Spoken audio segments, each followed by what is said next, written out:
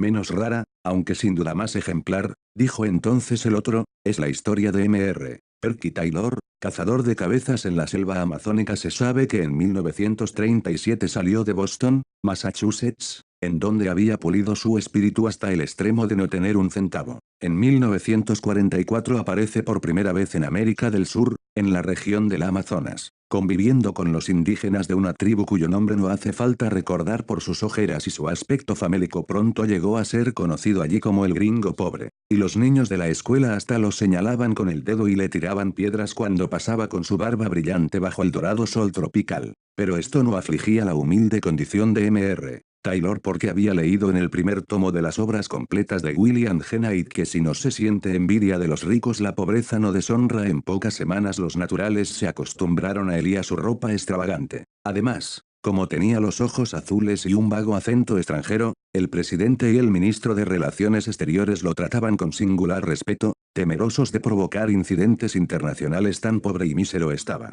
que cierto día se internó en la selva en busca de hierbas para alimentarse. Había caminado cosa de varios metros sin atreverse a volver el rostro, cuando por pura casualidad vio a través de la maleza dos ojos indígenas que lo observaban decididamente. Un largo estremecimiento recorrió la sensitiva espalda de Mr. Taylor. Pero Mr. Taylor, intrépido, arrostró el peligro y siguió su camino silbando como si nada hubiera pasado. De un salto, que no hay para qué llamar felino, el nativo se le puso enfrente y exclamó, «Buihead, Money, Money». A pesar de que el inglés no podía ser peor, Mr. Taylor, algo indispuesto, sacó en claro que el indígena le ofrecía en venta una cabeza de hombre, curiosamente reducida, que traía en la mano. Es innecesario decir que Mr. Taylor no estaba en capacidad de comprarla, pero como aparentó no comprender, el indio se sintió terriblemente disminuido por no hablar bien el inglés, y se la regaló pidiéndole disculpas. Grande fue el regocijo con que Mr. Taylor regresó a su choza. Esa noche,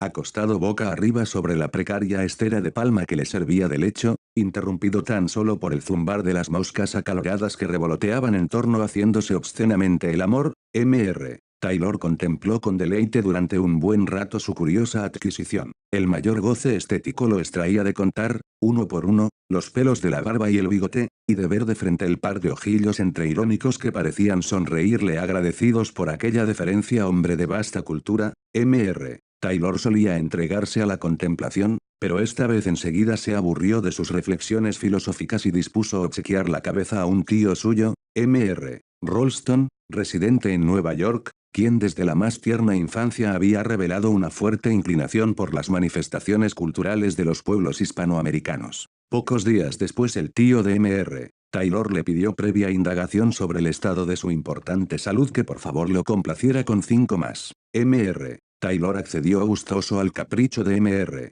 Ralston y no se sabe de qué modo a vuelta de correo tenía mucho agrado en satisfacer sus deseos. Muy reconocido, Mr. Ralston le solicitó otras 10. Mr. Taylor se sintió halagadísimo de poder servirlo, pero cuando pasado un mes aquel le rogó el envío de 20, Mr. Taylor, hombre rudo y barbado pero de refinada sensibilidad artística, tuvo el presentimiento de que el hermano de su madre estaba haciendo negocio con ellas. Bueno, si lo quieren saber, así era. Con toda franqueza, Mr. Ralston se lo dio a entender en una inspirada carta cuyos términos resueltamente comerciales hicieron vibrar como nunca las cuerdas del sensible espíritu de Mr. Taylor. De inmediato concertaron una sociedad en la que Mr. Taylor se comprometía a obtener y remitir cabezas humanas reducidas en escala industrial, en tanto que Mr. Ralston las vendería lo mejor que pudiera en su país. Los primeros días hubo algunas molestas dificultades con ciertos tipos del lugar, pero Mr. Taylor, que en Boston había logrado las mejores notas con un ensayo sobre Joseph Henry Seligman, se reveló como político y obtuvo de las autoridades no solo el permiso necesario para exportar, sino, además,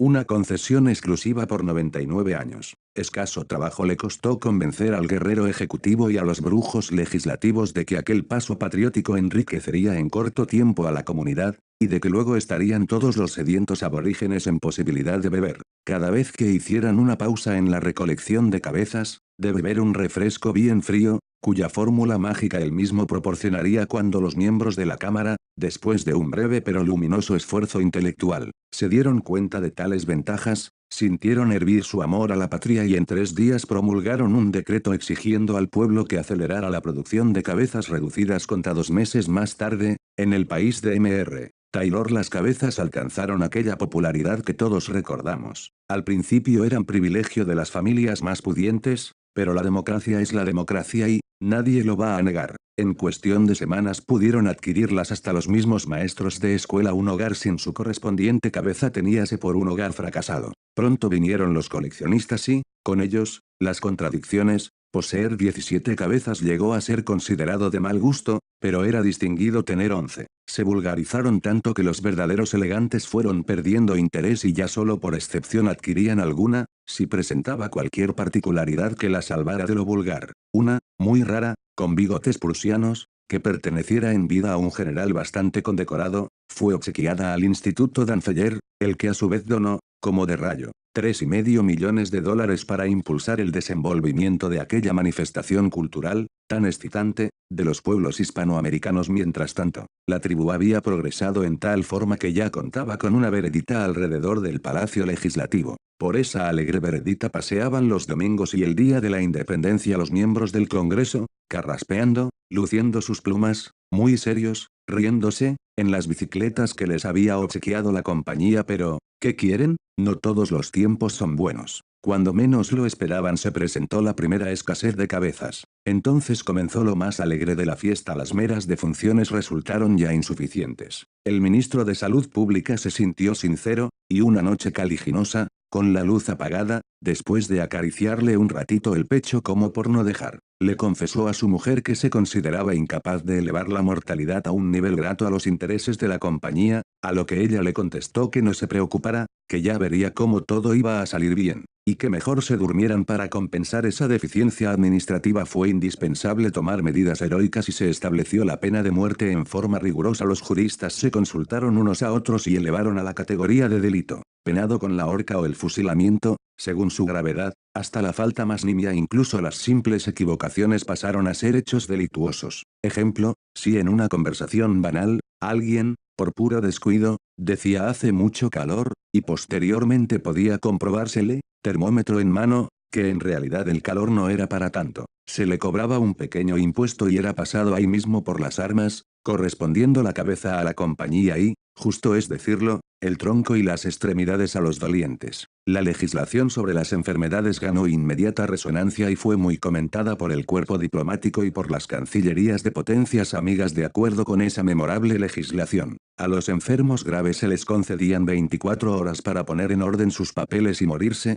pero si en este tiempo tenían suerte y lograban contagiar a la familia, obtenían tantos plazos de un mes como parientes fueran contaminados. Las víctimas de enfermedades leves y los simplemente indispuestos merecían el desprecio de la patria y, en la calle, cualquiera podía escupirle del rostro. Por primera vez en la historia fue reconocida la importancia de los médicos, hubo varios candidatos al premio Nobel, que no curaban a nadie. Fallecer se convirtió en ejemplo del más exaltado patriotismo, no solo en el orden nacional, sino en el más glorioso, en el continental, con el empuje que alcanzaron otras industrias subsidiarias, la de ataúdes, en primer término, que floreció con la asistencia técnica de la compañía. El país entró, como se dice, en un periodo de gran auge económico. Este impulso fue particularmente comprobable en una nueva veredita florida, por la que paseaban, envueltas en la melancolía de las doradas tardes de otoño, las señoras de los diputados, cuyas lindas cabecitas decían que sí, que todo estaba bien, cuando algún periodista solícito,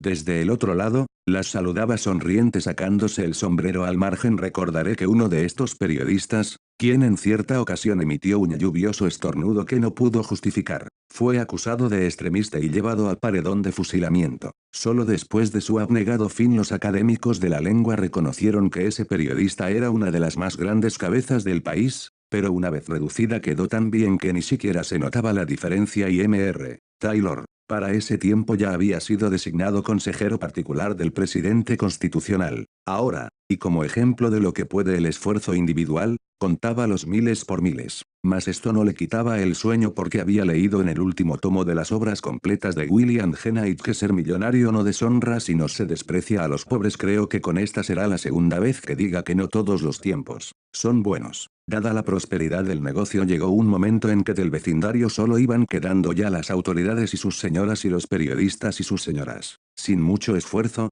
el cerebro de Mr. Taylor discurrió que el único remedio posible era fomentar la guerra con las tribus vecinas. ¿Por qué no? El progreso con la ayuda de unos cañoncitos. La primera tribu fue limpiamente descabezada en escasos 3 meses. Mr. Taylor saboreó la gloria de extender sus dominios. Luego vino la segunda, después la tercera y la cuarta y la quinta. El progreso se extendió con tanta rapidez que llegó la hora en que, por más esfuerzos que realizaron los técnicos, no fue posible encontrar tribus vecinas a quienes hacer la guerra. Fue el principio del fin. Las vereditas empezaron a languidecer. Solo de vez en cuando se veía transitar por ellas a alguna señora, a algún poeta laureado con su libro bajo el brazo. La maleza, de nuevo, se apoderó de las dos, haciendo difícil y espinoso el delicado paso de las damas. Con las cabezas, escasearon las bicicletas y casi desaparecieron del todo los alegres saludos optimistas. El fabricante de ataúdes estaba más triste y fúnebre que nunca, y todos sentían como si acabaran de recordar de un grato sueño,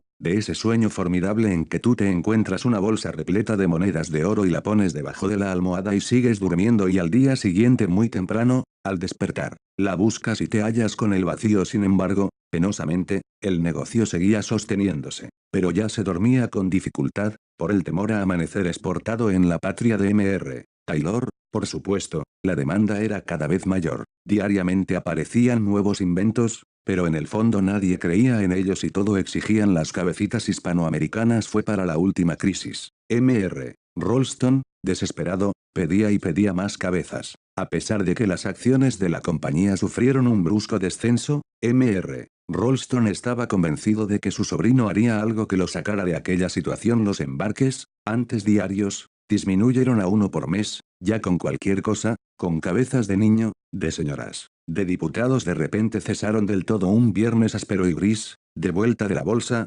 aturdido aún por la gritería y por el lamentable espectáculo de pánico que daban sus amigos. Mr. Ralston se decidió a saltar por la ventana, en vez de usar el revólver, cuyo ruido lo hubiera llenado de terror, cuando al abrir un paquete del correo se encontró con la cabecita de Mr. Taylor, que le sonreía desde lejos, desde el fiero Amazonas, con una sonrisa falsa de niño que parecía decir: perdón, perdón, no lo vuelvo a hacer.